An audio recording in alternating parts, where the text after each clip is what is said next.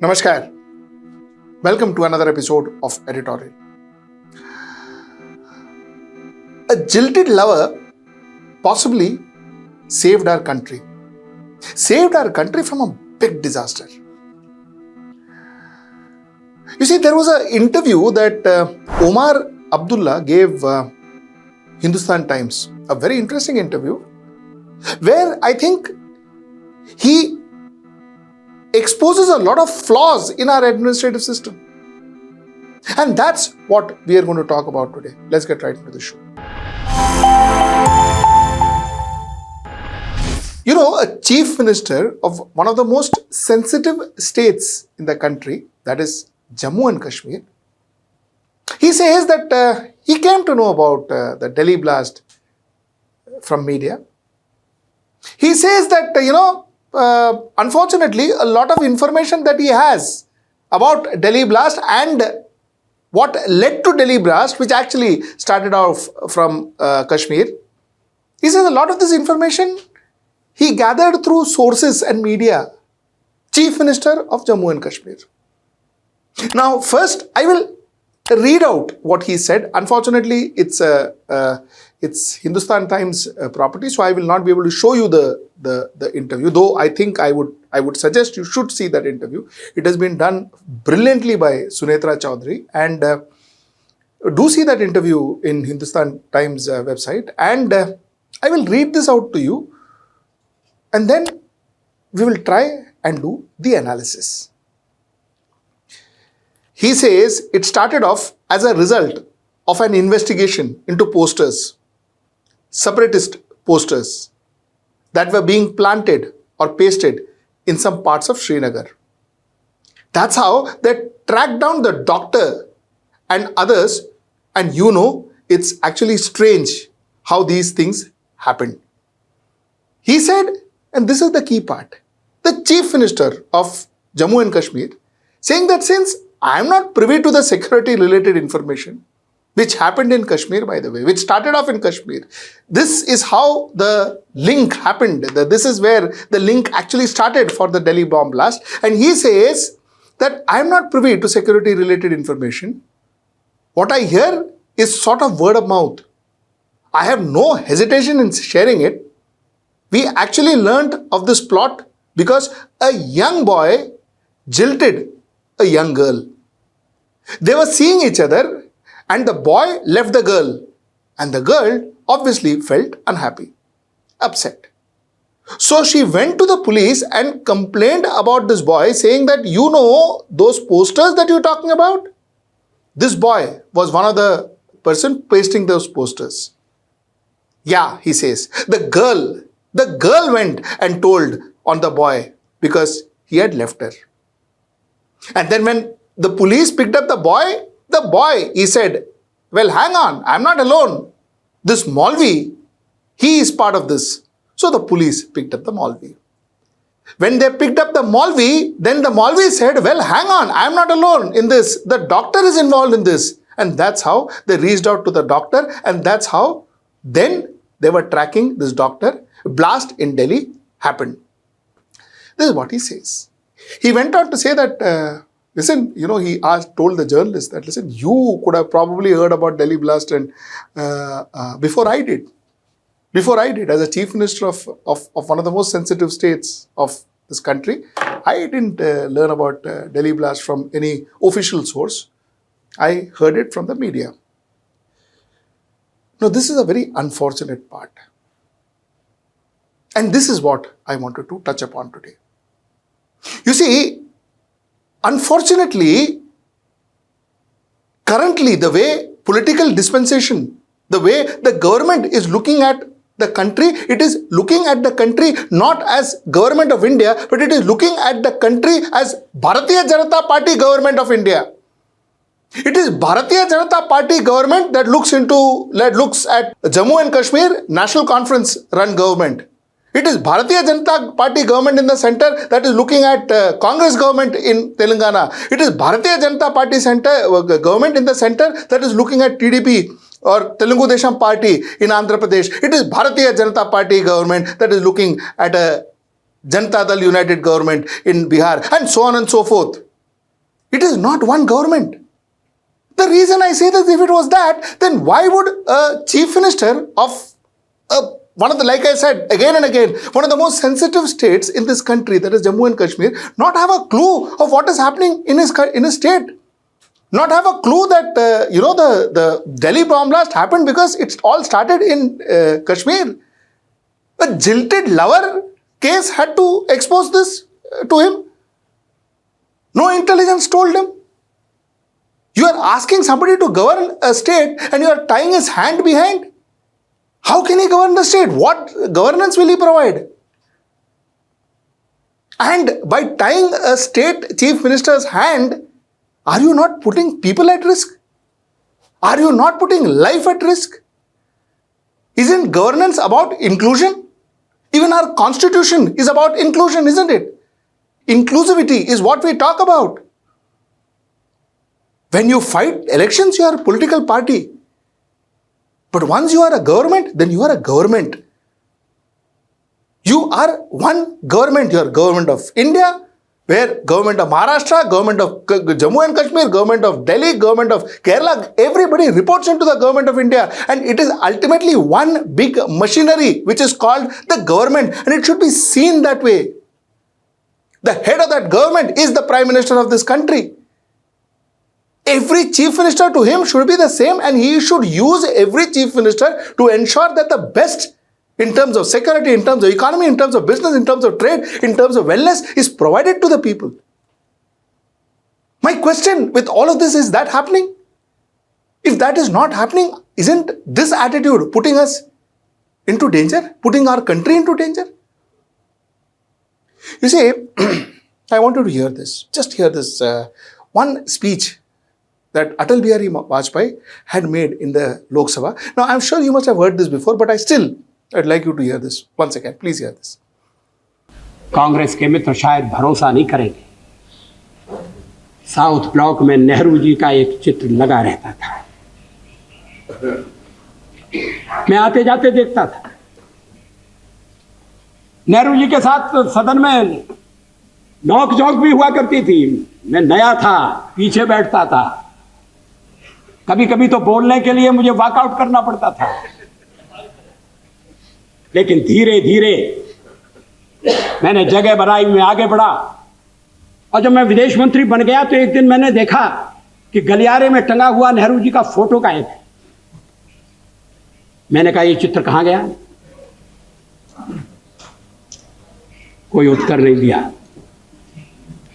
वो चित्र वहां फिर से लगा दिया गया।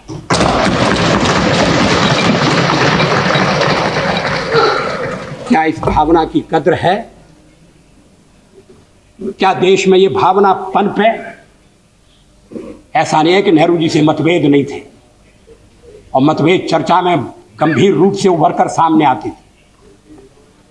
मैंने एक बार पंडित जी से कह दिया था कि आपका एक मिला जुला व्यक्तित्व है, और आप में चर्चिल भी है और चैम्बरलेन भी है।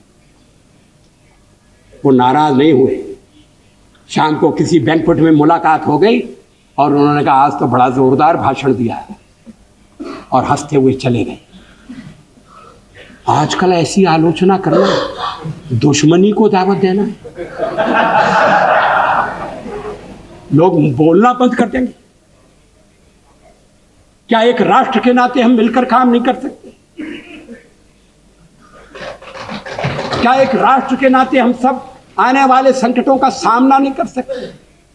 End of the day, what you speak in the parliament, what you speak as an opposition is constructive.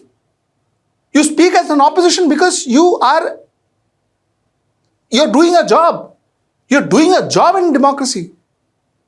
But one needs to understand this very clearly. The government doesn't take the opposition as an enemy. The opposition party may have a different opinion, which is what their job is, but they are not enemies. The government and the opposition should not be clashing.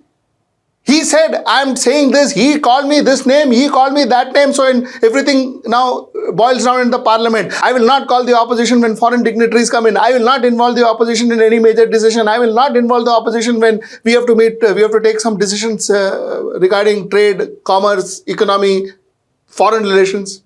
Is that how it works? And if you are going to work that way, because of certain ego, where is it taking this country to? Think about it.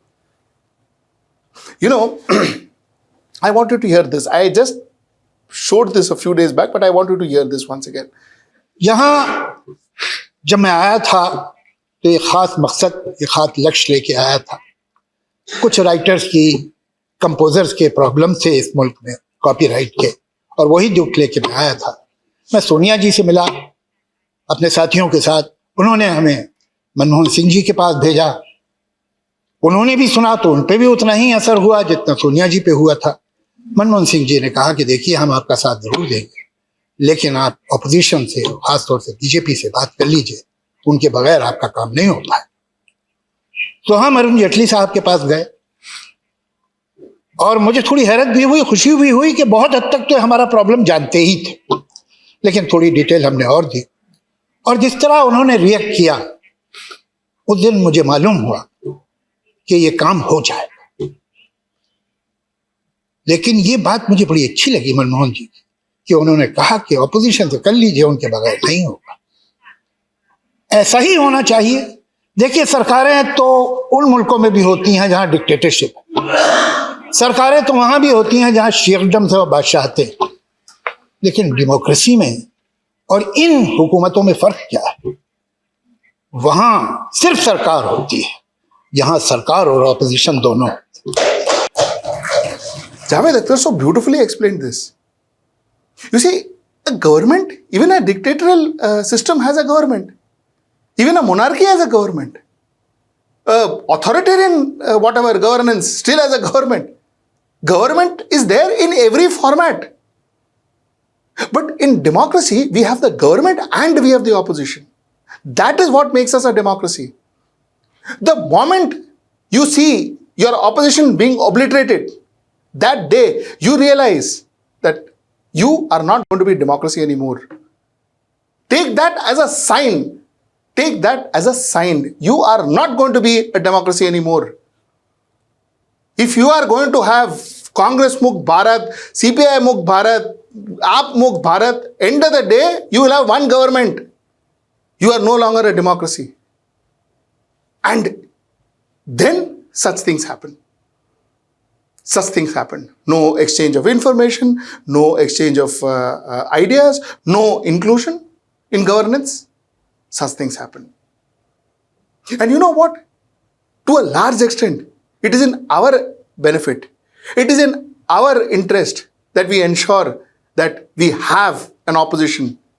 You can choose to support your favorite political party. Of course you can. But you need to understand that you have to have somebody sitting opposite too. You need to have an opposition. You need to have an opposition and you need to ensure that you have an opposition. If your opposition you feel is not strong enough, you need to strengthen the opposition. That's our job as a citizen. You just can't sit and, hope that democracy happens. You need to act for your democracy, and the only way you can act for your democracy is if you act for your opposition, especially in this time. Act for your opposition. Ensure that the opposition is heard. Ensure that the opposition is there. You can decide to change the opposition too, the way you want. But to kind of work towards not having an opposition, it's not helping you at all. It will help your political party. It will not help you. Believe me, it will harm you. Because opposition is your voice. And in this case, a clear indication that if you don't have inclusiveness in your governance, if you compartmentalize information, if you compartmentalize governance, if you compartmentalize decision and decision making, you see, believe me, if you shun away the representative of a state, you are shunning that state.